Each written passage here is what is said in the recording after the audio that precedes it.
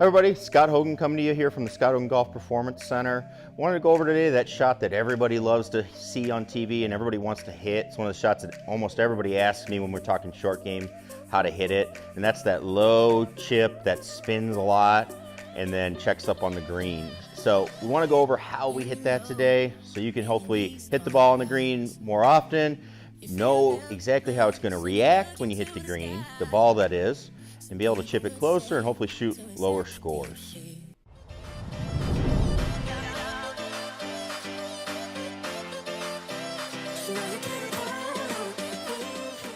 So, as we go through and we start looking at this shot, the first thing we want to address is our equipment. So, one thing is we need a really good wedge. Okay, we do need a quality wedge with clean grooves or fresh grooves on there.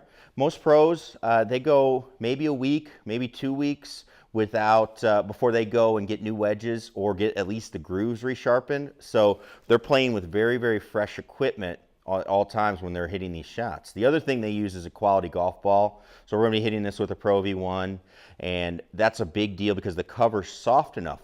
What we're looking to do is create friction on this shot. And so if the cover's not soft enough, we're not going to be able to create enough friction, which generates the spin that lets this shot happen. So once we have good equipment though, and we have the equipment we need to hit this shot, a couple of things that we want to do that'll make it a little easier. So the first thing is going to be setup. One thing I see a lot of people that struggle with not only just this shot, but chipping in general, where they might have a hard time with judging how fast the ball's coming out or just making good solid contact, is I start looking at where the handle's placed. So a lot of times people will place the handle really far forward. Now what happens when we do that, if I start placing the handle forward, you're going to see the leading edge, which is the very front part of the golf club.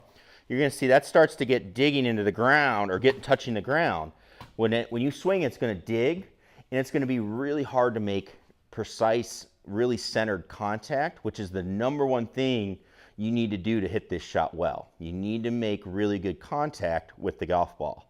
So what we'd rather see is, I'd like to see the handle a little farther back, pointing more at the belly button.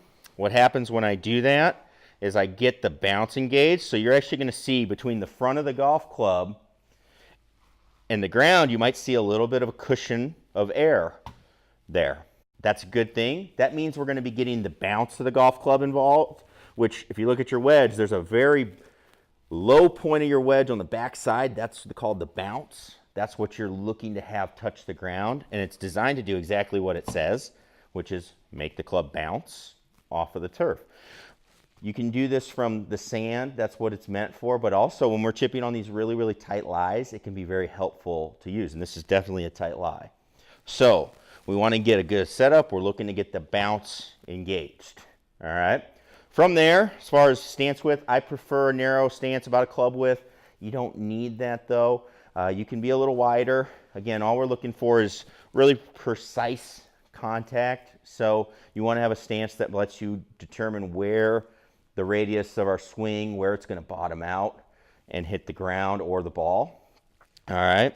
So that's the number one thing you want with your stance. And then as far as the swing goes, we're really looking for an angle of attack that's pretty shallow.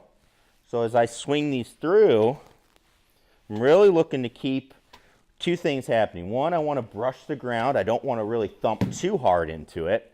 I do want to brush the ground. The other thing is, I do want to keep the backside of the wedge engaged. I want to hit the ground with the backside bounce. Okay? That's going to be a key to having a really, really good margin for error, but also making some good contact. So if I do those things, I should be able to make good contact, generate enough friction, and get this ball to stop. So let's go ahead and try one here.